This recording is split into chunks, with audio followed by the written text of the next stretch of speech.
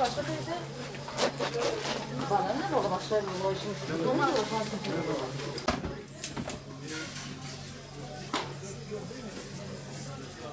أقوى كانوا بيخبوا اشتريت أنا دورتي وين ميلا خلاص صار ما أفشل كيف أنا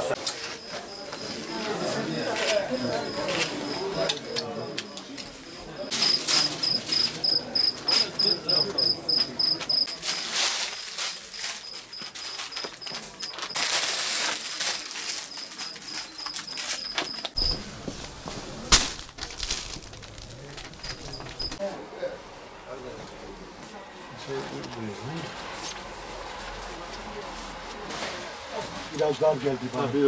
Bir bakalım sana. Yok biraz dar geldi. Gitmiyorlar.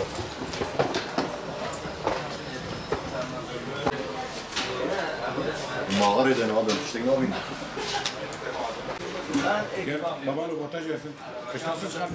Valla yaz sezonumuz da fena geçmedi yani güzel geçti. Yani kışın baharın şu an gelmesiyle beraber kışlık reyonlarımızı tamamladık.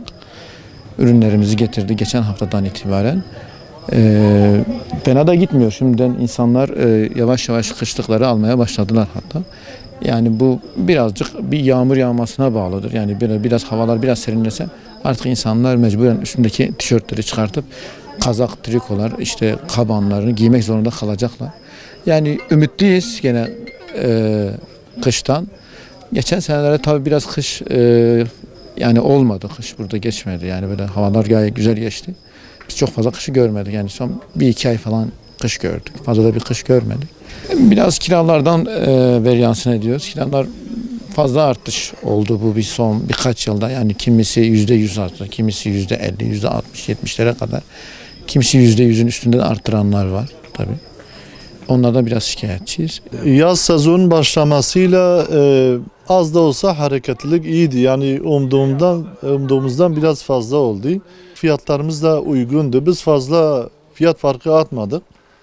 Yani geçen yıla göre yazlık fiyatlarımız %20-25, en fazla %30 diyelim. Taleplerimiz yerine getirdi, hemen %90-80 biz hedeflerimize ulaştık.